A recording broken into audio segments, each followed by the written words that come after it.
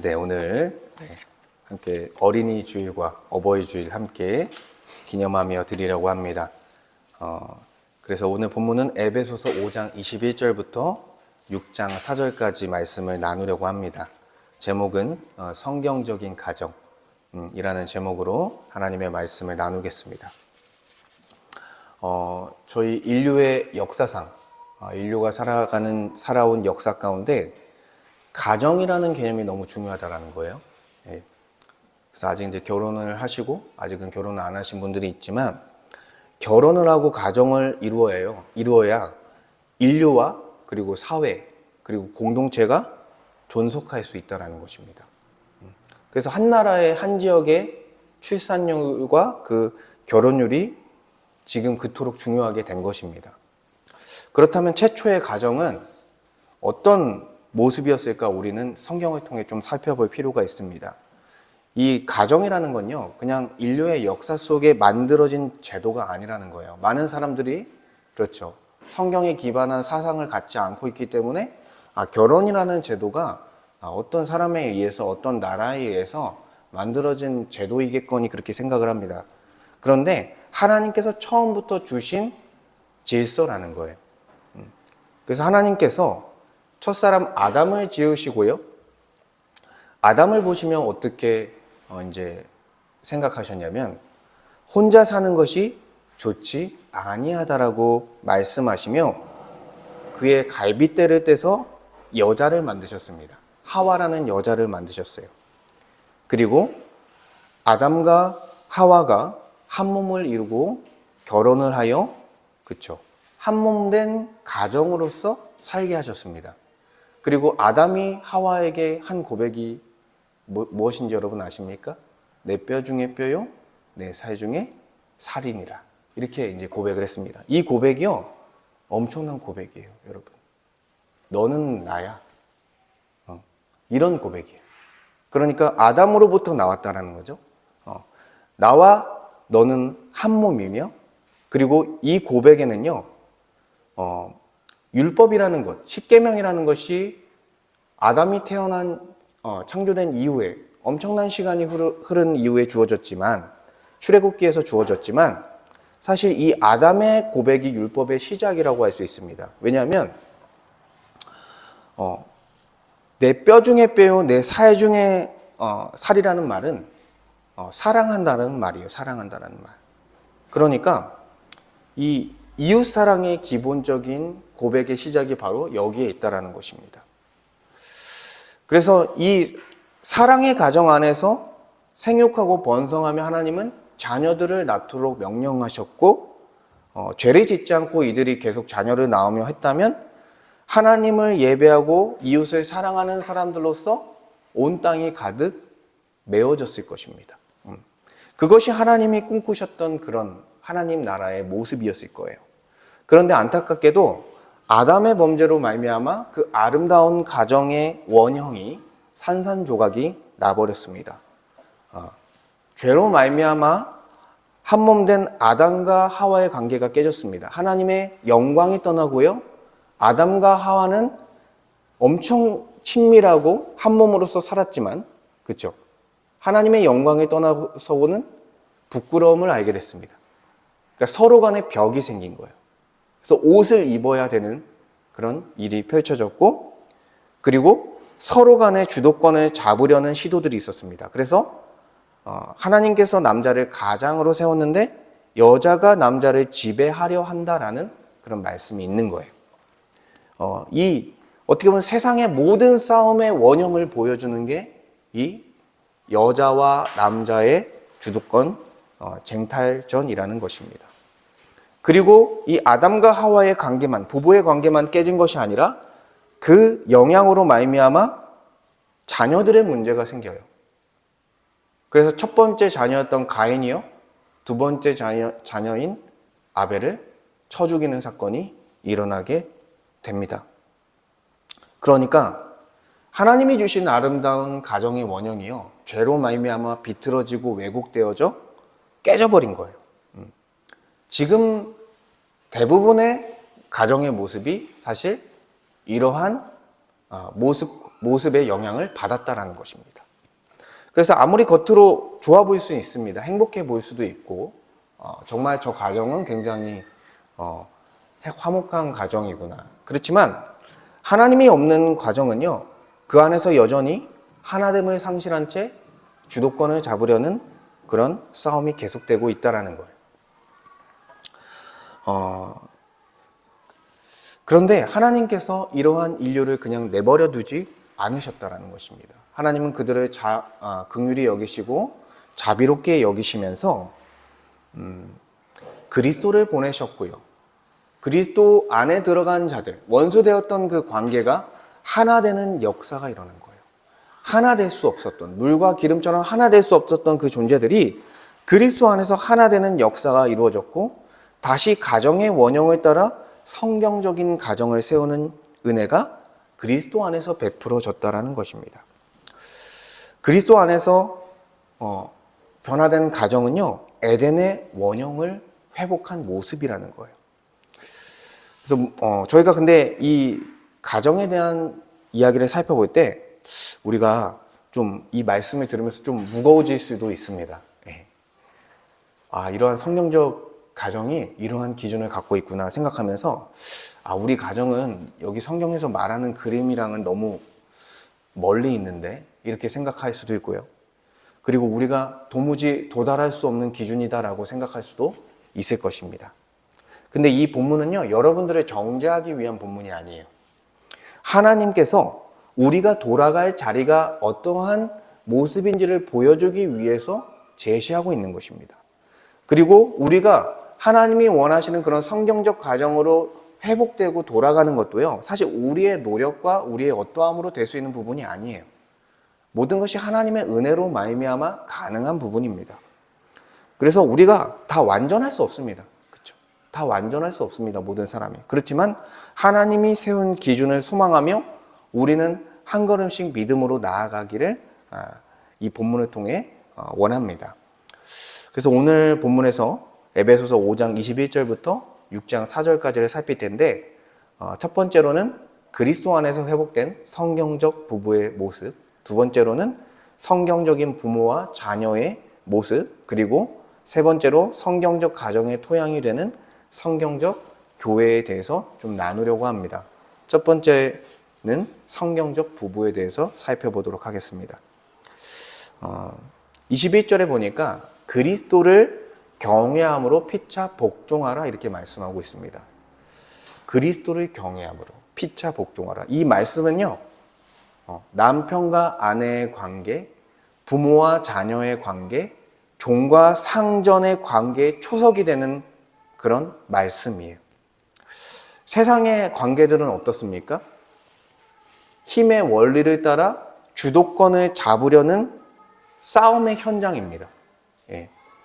그래서 누가 더 큰 목소리를 내고 또 누가 더 큰 결정권을 가지고 있는지, 그것을 얻기 위해서 계속해서 싸우고 있는 것이 세상의 모습이라는 것이죠. 근데 이 성경에서 말하는 성경적인 관계는요, 한쪽만 주도권을 잡는 것이 아니고 한쪽만 무조건적인 복종을 하는 것이 아니라는 거예요. 모양은 다르지만 서로 다른 복종의 모습으로 피차 복종하는 관계가 바로 성경이 말하는 그런 온전한 관계라는 거예요. 그래서 먼저는 피차 복종하기 위해서는 그리스도를 경외함이 필요하다는 것입니다. 예수님을 경외한다는 것, 그분을 두려워하고 그분을 예배하고 그분을 사랑하는 모든 것들이 포함된 거죠. 그래서 그리스도를 경외한다는 것은 그냥 단순히 내가 그리스도를 경외하겠다 이렇게 생각하면서 결심하는 것이 아닙니다. 예수 그리스도를 주와 그리스도로 믿게 되는 거예요. 그분을 우리의 주, 우리의 구원자로 받아들이게 되고 그분을 영접하며 성령을 받아 우리의 부패했던 옛 마음이, 옛사람의 마음이 새 본성으로 뒤바뀌어져서 우리가 하나님의 말씀으로 살아갈 수 있는 새 마음을 받았을 때야, 그때서야 그리스도를 경외하는 그런 존재로서 변화되게 되는 것입니다. 그리고 그때서야 피차 복종할 수 있는 그런 존재가 되는 거예요. 그래서 하나님과 그의 아들이신 우리 주 예수 그리스도를 두렵고 떨림으로 바라보고 그 앞에 엎드림으로써 경외할 때요, 비로소 하나님을 향한 진정한 사랑과 또 하나님이 주신 율법에 따라 이웃에 대한 온전한 사랑이 가능해지는 것입니다. 그러니까 피차 복종하는 개념의 전제에는요, 사랑이 있다는 거예요. 사랑하기 때문에 복종하는 거예요. 무서워서, 그 사람이 무서워서 두려워서 하는 그런 복종이 아니라 그 사람을 사랑하기 때문에 내가 복종해주고 희생해주는 것이 바로 피차 복종하는 모습이다라는 것이죠. 그래서 사람을 볼 때 어떻게 생각해요? 그냥 그전에는 아무 생각 없이 보다가 예수 그리스도 안에서 다른 사람을 다시 보게 되니 그 사람도 하나님의 형상으로 보게 되는 거예요. 아, 저 사람도 하나님의 형상이구나. 저 사람도 하나님의 형상으로서 매우 가치 있는 존재이구나. 사랑을 받을 만한 존재이구나. 그러면서 나를 희생하고 나를 내어주는 복종이 가능하게 되는 것입니다. 그래서 이 처음 언급되고 있는 피차 복종의 관계는요, 먼저는 남편과 아내를 이렇게 보여주고 있어요. 그래서 이것은 먼저는 그리스도를 경외함으로써 가능하게 되는 것입니다. 그러니까 안타깝지만 불신자 가정에서는 가능하지가 않아요, 사실은. 계속된 그런 싸움과 그렇죠. 그런 계산이 있습니다. 그렇지만 그리스도 안에 들어갈 때 이러한 복종의 관계, 피차 복종하는 관계가 가능하다라는 것이죠. 그래서 먼저는 아내들에게 명령을 하고 있어요. 22절에 아내들이여 자기 남편에게 복종하기를 주께 하듯 하라. 이 말씀이 여러분 지금 현 시대를 살아가는 여러분들에게는 굉장히 좀 어려운 부분으로 다가올 수 있습니다. 복종이라는 단어를 잘 쓰질 않죠. 지금 사실 저희 사회에서는 워낙 수평적인 관계가 됐기 때문이에요. 사회 전체가. 근데 하나님은 복종하라라고 명령을 하고 있습니다. 그리고 어떻게까지 하라는 거예요? 주께 하듯 하라. 예수님께 하듯 하라는 거예요. 남편을 대할 때 그렇게 대하라는 것입니다. 왜 그렇게 대해야 되냐? 이유가 있습니다. 이유를 말씀드려보면 23절에 이는 남편이 아내의 머리됨이 그리스도께서 교회의 머리됨과 같음이니 그가 바로 몸의 구주시니라. 그리스도께서 교회를 위해 어떤 일을 하셨습니까? 그분이 머리된 것은 그분이 그냥 강제적으로 머리된 것이 아니라 그분의 희생을 전제한 머리가 된 거예요. 그분이 죄인들을 위해 자신을 희생함을 통해 구원의 길을 여시고 십자가 죽음으로써 영생에 들어갈 수 있는 길을 여심으로써 교회를 위한 희생, 책임을 다 하신 후에 그분께서 교회의 머리가 되어 주셨다라는 거예요. 그러니까 그리스도께서 교회의 머리된 같이 남편도 어떠해야 되는 거예요? 가정을 위해 희생하고 가정을 책임지는 가장은 그 가정의 머리라는 것입니다. 그렇죠. 그러니 마땅히 주께 하듯 여김을 받아야 되는 거라는 거예요. 그래서 물론 저희 여기 성경에서 말하는 남편이 가정의 머리라는 말 자체가 최근에 나타나는 시대 정신 안에서는요, 맞지 않는 이야기고 부대낄 수밖에 없는 이야기입니다. 그러나 여러분이 미디어를 통해 듣고 사람들의 말을 통해 듣는 그 시대 정신은요, 어디까지나 세상의 풍조 속에서 나온 인간에게서 나온 인본주의에 불과한 것입니다. 이 시대의 문화가요, 성경을 앞설 수는 없는 거예요. 여러분 그것을 분명히 아셔야 합니다. 성경이 가장 높은 권위를 갖고 있어요. 성경만이 진리라는 거예요. 이 세상에서 말하는 건 인간의 사상에서부터 나온 그러한 인본주의에 불과하다라는 것입니다. 하나님이 남자와 여자를 창조하실 때요, 상보적 관계로 창조하셨습니다. 근데 이 상보적 관계라고 하니까 너무 용어가 어렵잖아요. 그러니까 무슨 말이냐면 서로가 서로를 채워주는 관계라는 거예요. 그러니까 퍼즐처럼 모양은 다른데 같이 있을 때 짝이 딱 맞는 그런 관계가 바로 상보적인 관계라는 것입니다. 그러니까 하나님 편에서는요, 남자와 여자 모두가 소중합니다. 동등합니다. 누가 우월하고 누가 열등하지 않습니다. 모두 다 하나님의 형상으로서 하나님의 자녀입니다. 그런데 하나님께서 그 질서를 위해 남자를 가정의 머리로 두시고 여자를 돕는 배필로서 지은 것입니다. 그러니까 역할의 차이라는 거예요. 역할의 차이.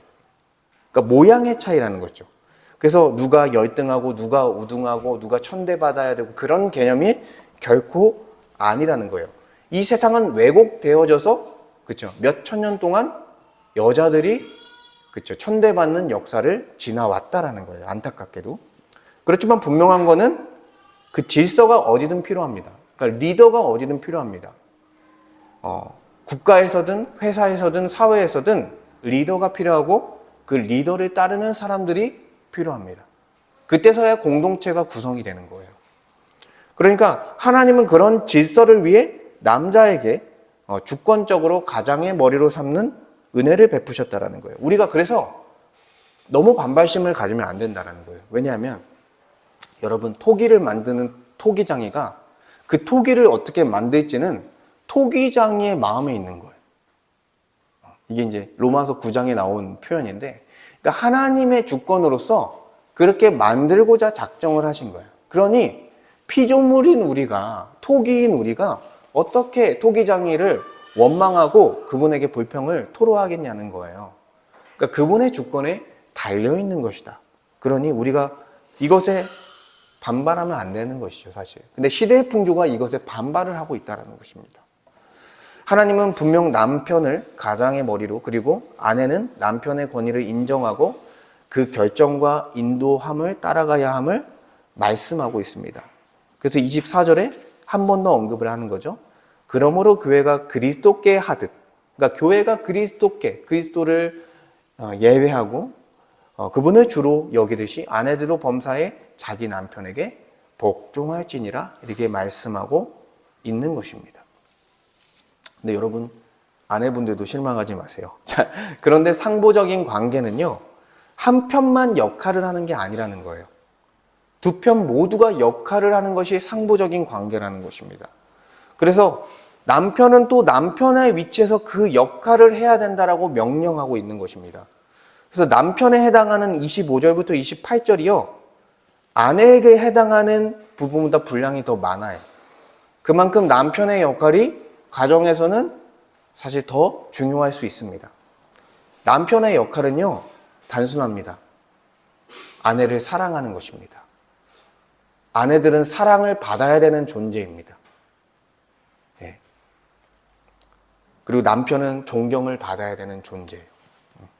그래서 25절을 보니까 남편들아 아내 사랑하기를 그리스도께서 교회를 사랑하시고 그 교회를 위하여 자신을 주심같이 하라. 이렇게 말씀하고 있습니다. 그리스도께서 교회를 사랑하시고 교회를 위하여 자신을 주신 희생은요. 너무나 큰 희생이었다라는 거예요. 왜냐하면 인류의 모든 저주를 다 받으신 거예요. 그 십자가 위에서 인류가 담당해야 될 그 사망의 저주를 다 받으시고 지옥에 떨어질 수밖에 없는 자들을 건져낼 수 있는 생명의 길을 열어주신 것입니다. 그러니까 자신의 희생을 통해 죄인들이 구원받을 수 있는 역사를 일으키신 거예요. 이처럼 예수님의 희생적 사랑처럼 남편도 어떻게 해야 된다는 거예요? 그 사랑이 그냥 단순히 사랑의 말만 하는 그 사랑이 아니라 희생적 사랑이어야 한다라는 것입니다. 자신을 부인하고 자신을 희생하고 자신을 내어주는 것. 그러니까 자기 부인과 자기 희생을 통해 아내와 자녀들을 온전케 하는 역할을 하는 거예요. 그러니까 남편이 더 희생하면 희생할수록 어떻게 되겠습니까? 아내가 더 온전해집니다. 자녀들이 더 온전해집니다. 그게 성경이 말하는 원리입니다. 예수님은 그러한 희생으로 교회를 영광스러운 교회로서 세우셨습니다. 물로 씻어 말씀으로 깨끗하게 하사. 그러니까 물로 씻는다는 것은 그렇죠. 예수를 믿는 자들에게 물세례를 베푼다는 의미도 있고요. 그리고 하나님의 말씀으로 깨끗하게 씻어 주신다라는 그런 의미도 같이 있어요. 그래서 그렇게 그들을 만들어서 영광스러운 교회로, 죄로 말미암아 나타나는 티나 주림이 없는 그런 거룩하고 흠이 없는 공동체로서 교회를 만드셨다라는 것입니다. 이처럼 남편의 희생, 예수의 희생이 교회를 온전하게 하듯이 남편의 희생은 아내를 온전케 하는 거예요. 남편의 희생적 사랑은요, 그 아내가 순전하고 거룩하고 아름다운 여성의 모습을 갖추게 한다라는 것입니다. 그래서 사랑을 많이 받은 우리 여성들은 나이가 들어도 정말 아름다운 모습이 그 자태가 있는 거예요. 아, 저분은 정말 사랑을 많이 받은 것 같다. 이러한, 그쵸? 보게 돼요, 우리가 그런 모습들을. 그래서 28절에서 더 한 번 더 강조하는 거예요. 이와 같이 남편들도 자기 아내 사랑하기를 자기 자신같이 할지니 자기 아내를 사랑하는 자는 자기를 사랑하는 것이라. 남편이요, 자기 아내 사랑하기를 자기 자신과 같이 하라는 거예요. 왜요? 원래 한 몸이라는 거예요. 그리스도 안에서 한 몸이 되었다라는 거예요. 그래서 그리스도 안에서 부부로서 살아갈 때 하나로서 인식하는 거예요. 너는 나다라고 인식하기 시작하는 거예요. 그렇기 때문에 당신이 나이기 때문에 아내를 사랑하는 것은 결국 나를 사랑하는 것과 같은 거라는 거예요. 그러니까 여기서 말하는 자기 사랑은 나쁜 사랑이 아니죠. 아내를 사랑함으로써 아내가 온전해지고 하나님 앞에 바로 서게 되는 것입니다. 아내가 온전해지고 바로 서게 됐을 때 그 복을 누리는 대상은 누구예요? 바로 옆에 있는 남편이라는 거예요. 그러니까 이 하나님이 주신 명령은요, 하나님 자신을 위할 뿐만 아니라 하나님의 백성인 사람에게 복을 주시기 위해서 이러한 명령을 준다라는 것을 여러분은 알아야 합니다. 그렇기 때문에 남편과 아내는 하나님이 주신 상부적인 관계, 서로를 채워주는 관계 가운데 다른 역할을 맡은 거예요. 남자는 어떤 역할을 맡은 것입니까? 희생적 사랑으로 가정을 책임지는 것입니다. 네, 이것이 전제되어야 돼요. 그리고 아내들은 그러한 남편을 죽게 하듯 하며 복종하며, 그렇죠, 인정을 해주는 것입니다. 남자들은요, 인정받으면 됩니다. 다른 거 없습니다. 인정해주면 됩니다. 고생했어요. 네. 고맙습니다. 그렇게 가정을 위해서 희생해줘서 고맙습니다. 이거면 되는 거예요, 남자들은.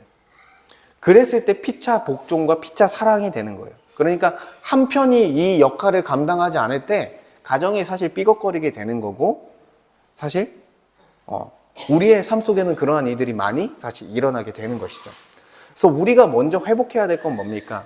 그리스도를 경외하는 것을 회복해야 되는 거예요.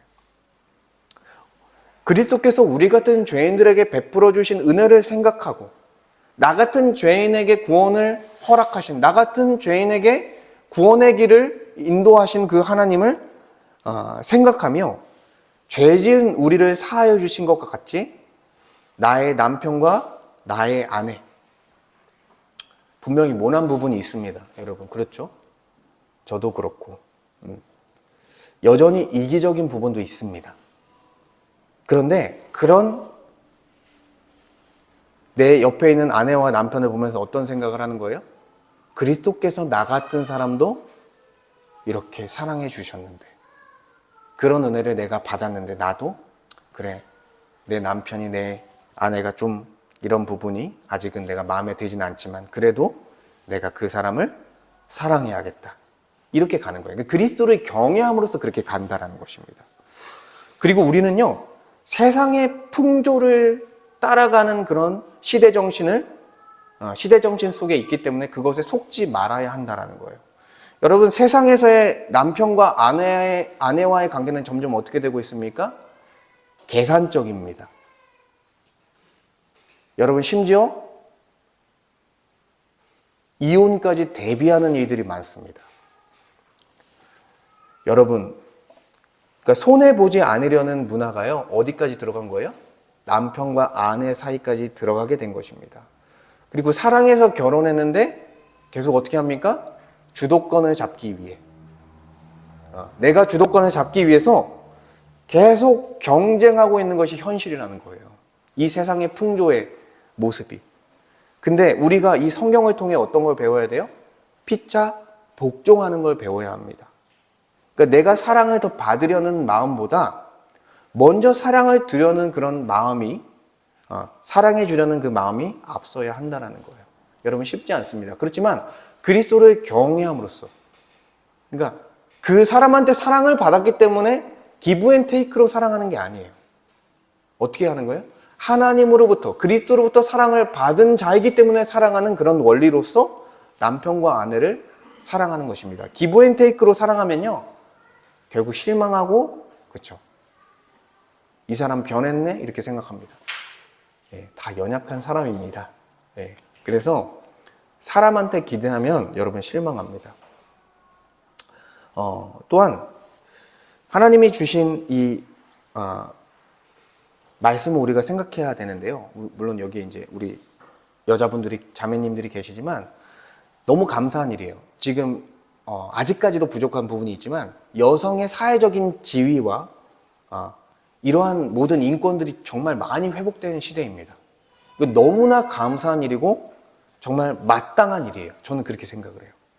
그런데 이 남편을 가정 안에서 머리로 삼는 문제는요, 별개의 문제라는 거예요, 여러분.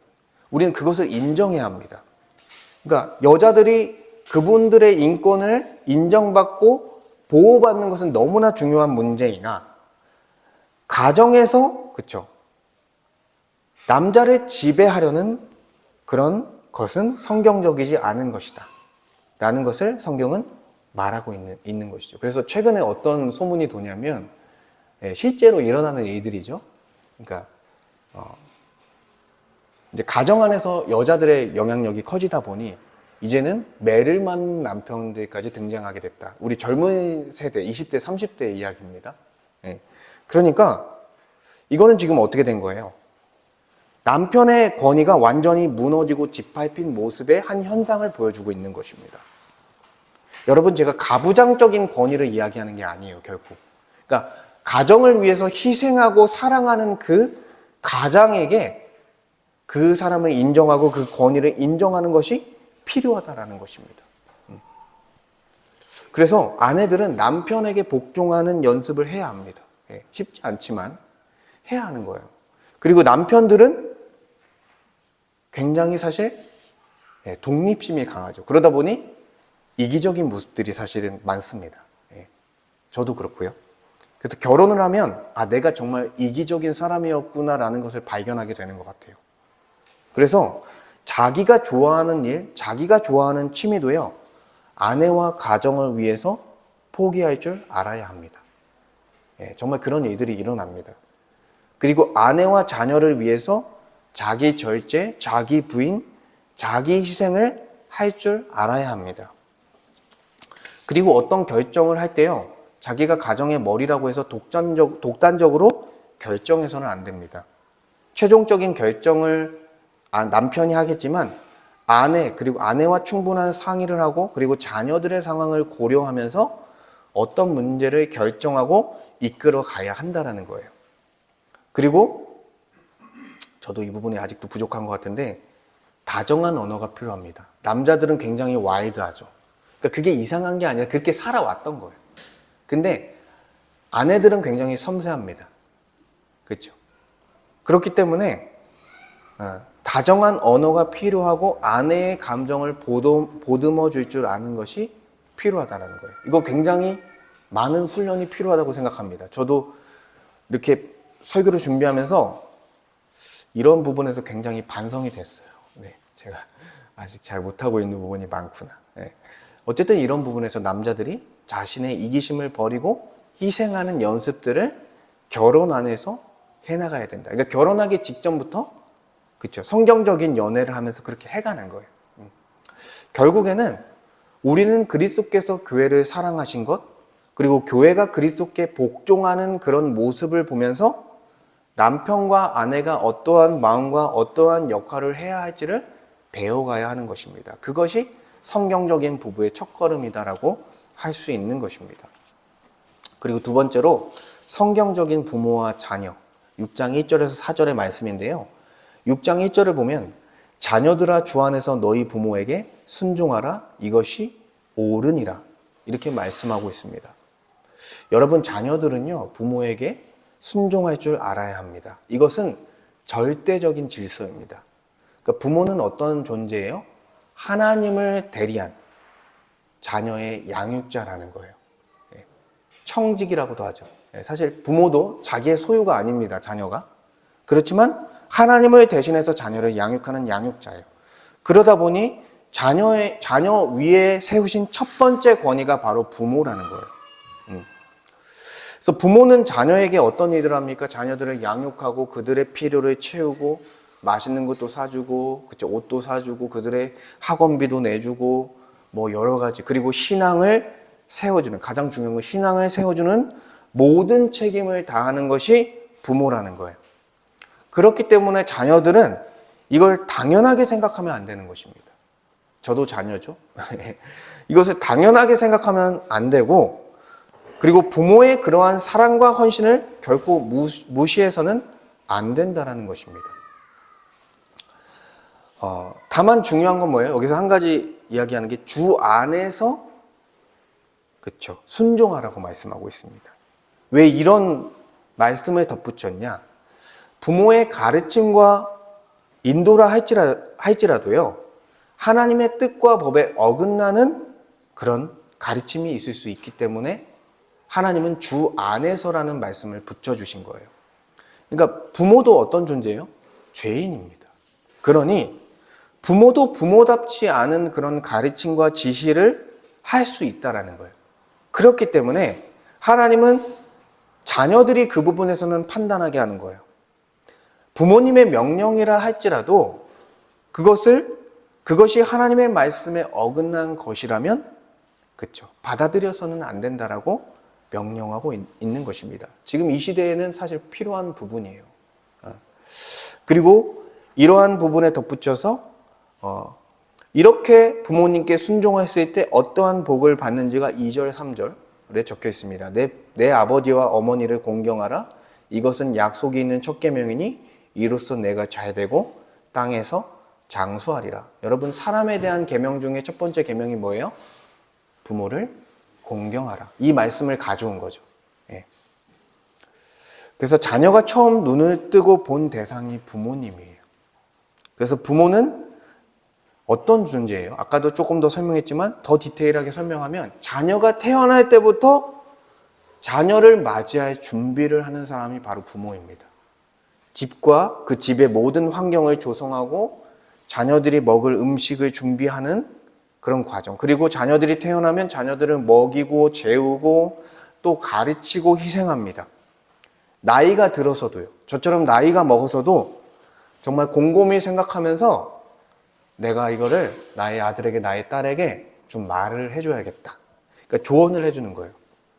부모님들은 그냥 말하는 게 아니라 생각하고 또 생각하고 자녀에게 정말 도움이 될 것 같은 말을 해주면서 아직은 인생의 끝까지 안 왔기 때문에 남아있잖아요. 그러니까 올바른 길로 갈 수 있도록 하기 위해서 나이가 들어서도 자녀를 가르치는 역할을 부모는 하는 것입니다. 너무나 감사한 일이죠. 그렇기 때문에 이러한 희생과 헌신에 자녀들을 길러내주신 부모님의 은혜에 감사해야 하고 그분들이 받아야 될 공경과 존경은 마땅하다라는 것입니다. 그래서 우리는 부모님께 잘해야 돼요. 그리고 부모님께 잘했을 때 어떤 복이 있다라고 설명합니까? 네. 잘 된다, 잘 될 것이다, 이렇게 설명합니다. 근데 제가 무조건적으로 세상에서 부자가 되고 뭐 직장이 술술술 잘 풀리고 사업이 잘 된다는 말씀은 못 드리겠어요.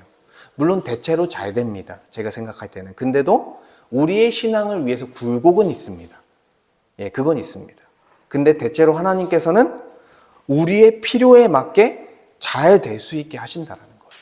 예, 여러분. 그리고 여기서 잘 된다는 것 중에 가장 중요한 건 뭐냐면 신앙적으로 잘 됩니다. 신앙적으로 신앙생활을 제대로 하면서 신앙생활을 잘 해가는 거예요. 그리고 그러한 부분들이 이제 연결이 되는 거죠. 신앙생활을 잘하고 질서에 순종하는 법을 알게 되면요, 세상에서도 질서에 순종하는 원리로 돌아가요. 그러니까 사회에서도 훨씬 빨리 적응하고 그리고 더 영향력 있게 살아갈 수 있게 되는 것입니다. 그리고 부모를 공경했을 때 장수할 것이다. 이렇게 말씀하고 있습니다. 근데 저 이 부분도 무조건적으로 오래 산다라고는 제가 말씀드리기가 어렵습니다. 왜냐하면 예외가 있어요. 하나님의 어떠한 구원의 경륜 가운데 일찍 순교하신 분들이 있습니다.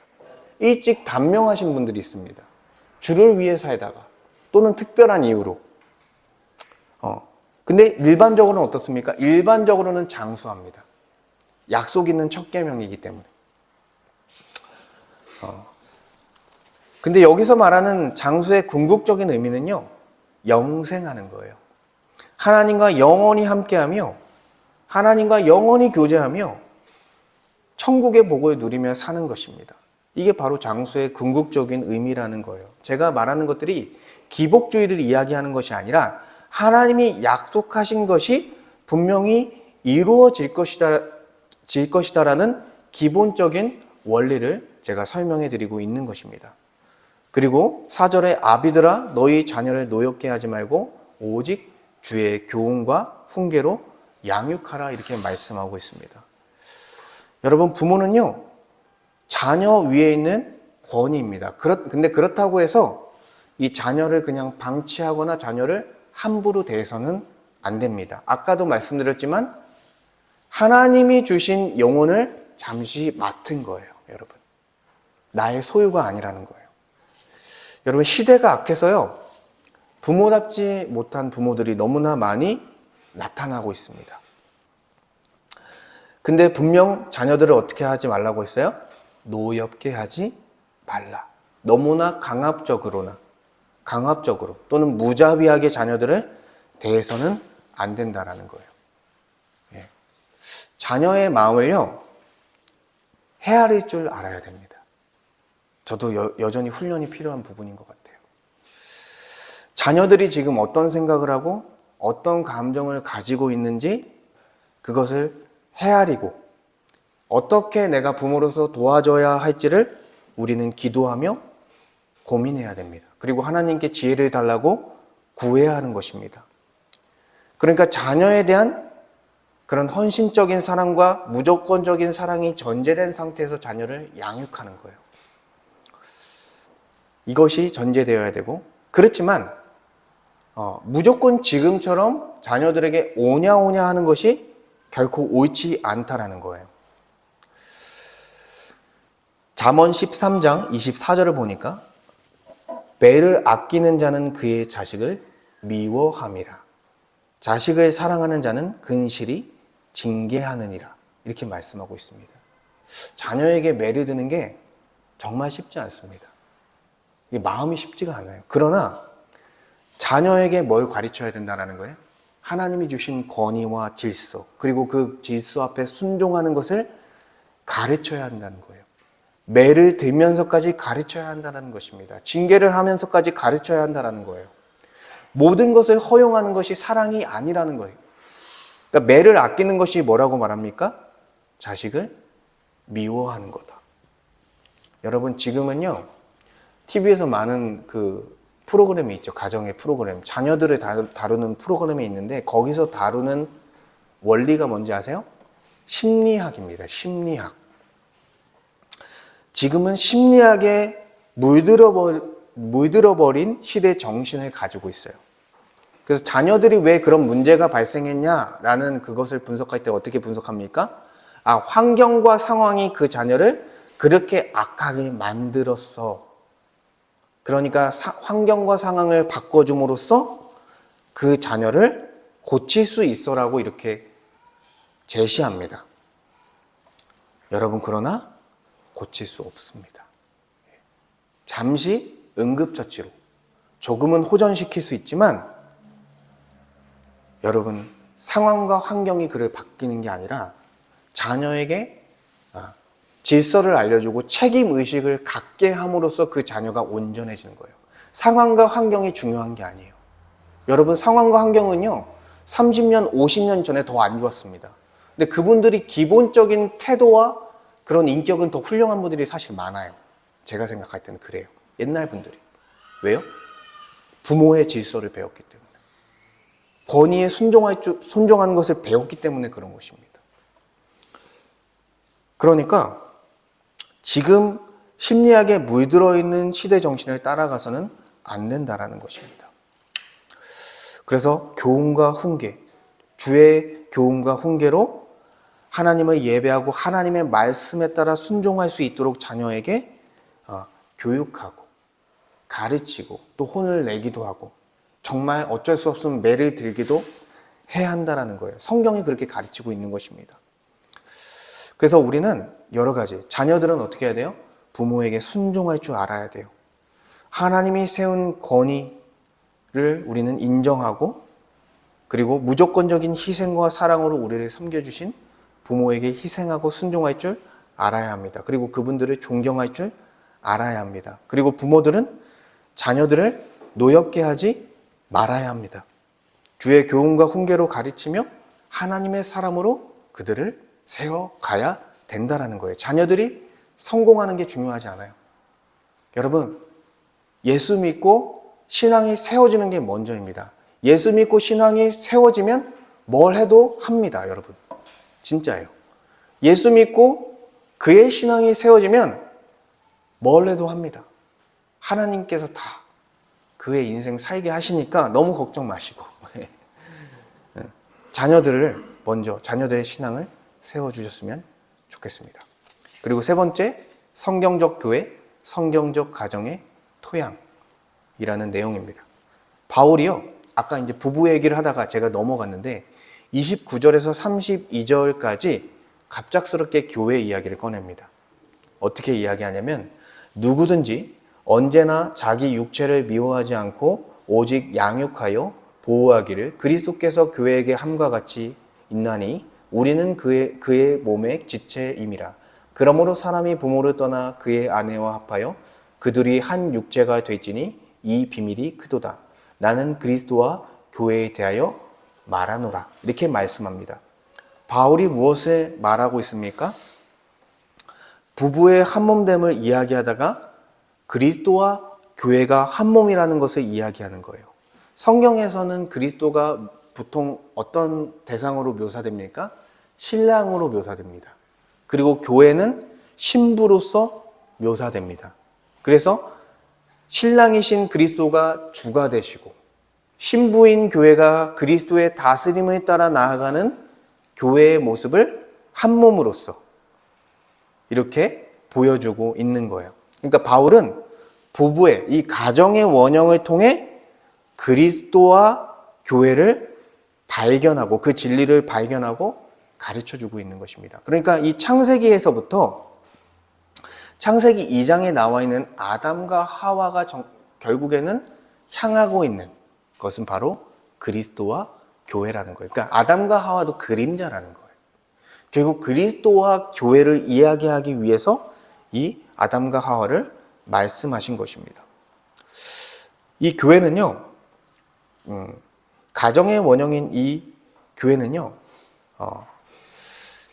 단지 예배만을 드리는 그런 사람들이 모임이 아니라는 거예요. 교회는 예배만 드릴 뿐만 아니라 한 몸 한 가족된 공동체다라는 것입니다. 하나님의 권속, 하나님의 가족이라는 거예요. 그래서 우리가 우리 형제요, 자매요 이렇게 부르는 것입니다. 그리고 한 아버지, 하나님을 모시고 살아가는 공동체입니다. 바로. 그래서 교회에서요, 이러한 성경적인 교회 안에서 깨어졌던 그 가정들이 성경적인 가정으로 다시 세워지는 은혜가 주어지는 거예요. 그러니까 교회라는 것은 토양이 되는 것입니다. 가정이 다시 뿌리를 내리고 세워지는 토양이 되는 거예요. 교회 안에서 뭘 배우는 것입니까? 그리스도의 사랑을 배우는 것입니다. 그리스도의 그 희생적 사랑을 보면서 부부 관계 가운데 어떻게 사랑을 해야 될지, 그리고 부모와 자녀 간에서는 어떻게 사랑을 해야 될지, 이것들을 배우게 되는 거예요, 여러분. 그러니까 하나님의 말씀을 통해 영적인 지각이 열리면서 참된 사랑에 대한 감각이 생기는 것입니다. 그리고 교회 생활을 하면서 실제로 더 큰 가족된 공동체로서 그 사랑을 경험하게 되는 거예요. 그리고 그 사랑하는 방법을 체득하게 되는 것입니다. 그래서 교회 생활을 오래 하시고 오래 봉사하신 분들은 뭘 가지고 있어요? 그냥 어떤 대가 없이 그냥 섬기는 거예요. 희생적으로 그냥 섬기는 거예요. 그게 그리스도께 배운 거예요. 그리스도께 배웠기 때문에 그게 가능한 것입니다.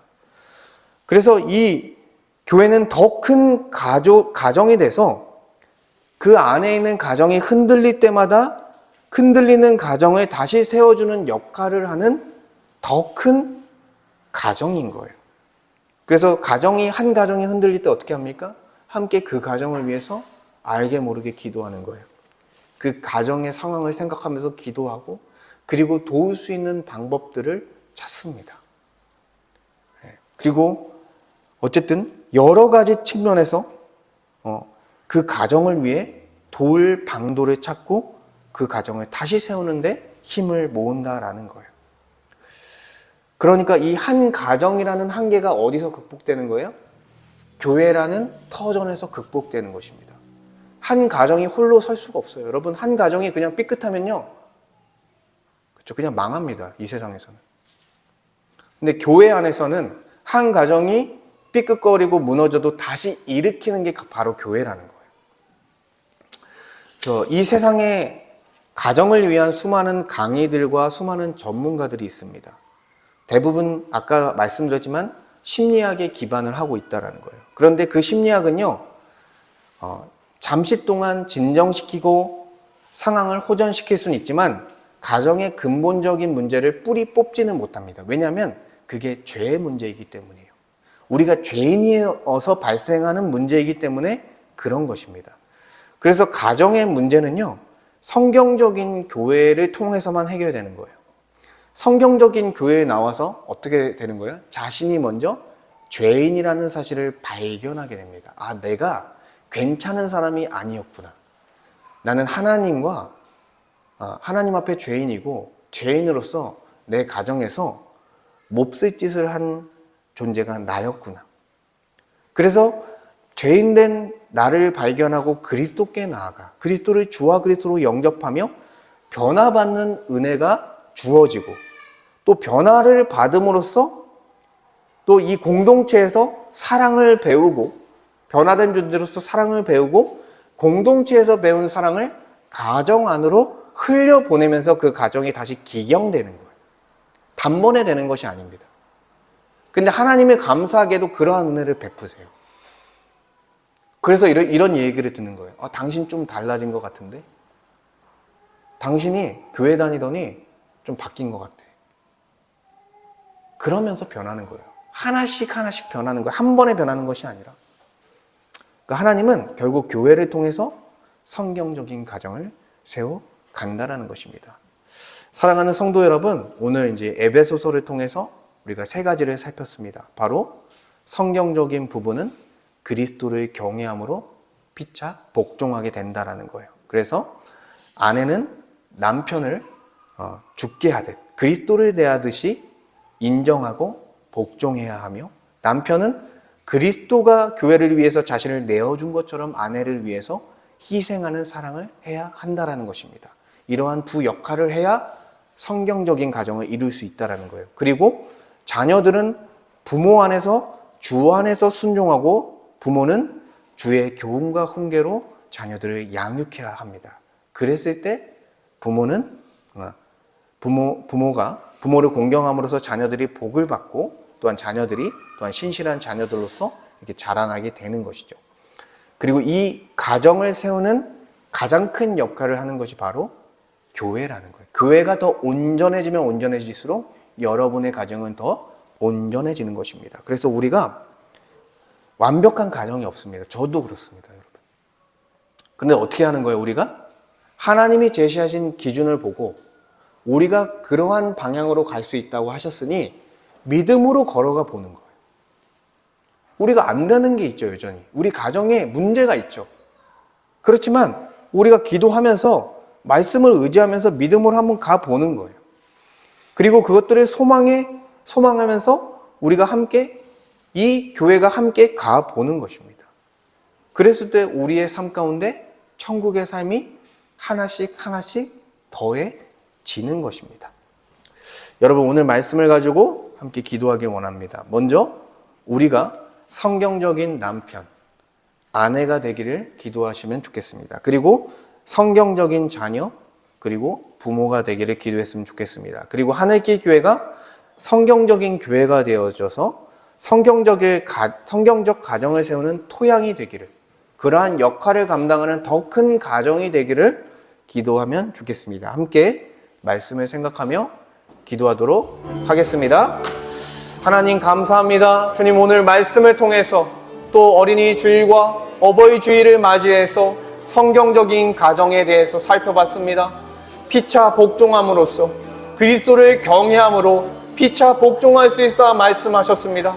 먼저는 그리스도를 주와 그리스도로 믿고 그리스도 안에 들어간 자들이 우리의 부패한 마음이 변화되어 새 본성을 갖고 하나님의 말씀에 순종하며 하나님을 사랑하고 내 이웃을 내 몸과 같이 사랑할 수 있는 그런 존재가 되어져서 정말 아내를 정말 그리스도께서 교회를 사랑한 것 같이 사랑하며 자신을 내어주고 자신을 희생할 수 있는 은혜로서 이끌어 주심을 주님 말씀하셨습니다. 또한 아내들은 또한 남편을 죽게 하듯 하며 또한 교회가 그리스도를 또한 섬기고 예배하는 것처럼 남편을 또한 인정하고 남편을 존경하고 또한 남편을 따라야 함을 주님 말씀해 주셨습니다. 각자의 역할을 감당하며 사랑과 존경과 복종으로서 아버지 하나님 성경적인 가정을 모두가 이룰 수 있게 주님 은혜를 베풀어 주시옵소서. 또한 자녀들에게 말씀하셨습니다. 주 안에서 부모에게 순종하라고 말씀하셨습니다.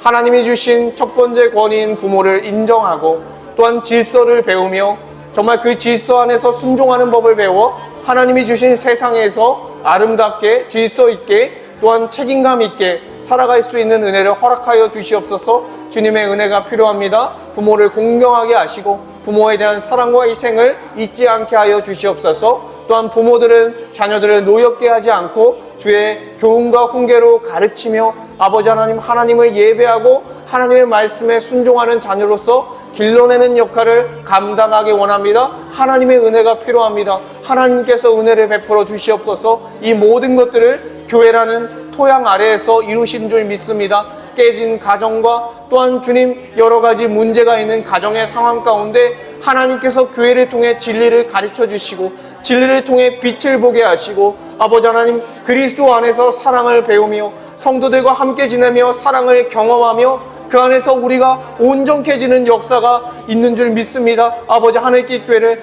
더욱 하나님이 기뻐하시는 성경적인 교회로 세워주셔서 우리가 서로를 사랑하며 천국을 경험하며 이 땅에서부터 하나님 나라의 백성으로 살아가는 은혜가 있어서 이 땅에서 이 교회에서 사랑을 배우고 그 사랑을 우리 가정으로 흘려보내는 역사가 이루어지게 하여 주시옵소서. 우리가 할 수 없습니다. 하나님께서 일하여 주시고 하나님께서 우리 하늘길 교회 모든 가정 가운데 주님 역사하사 그 가정을 회복시키고 사랑이 넘치는 가정으로서 세워 주시옵소서. 주님이 함께하여 주시옵소서.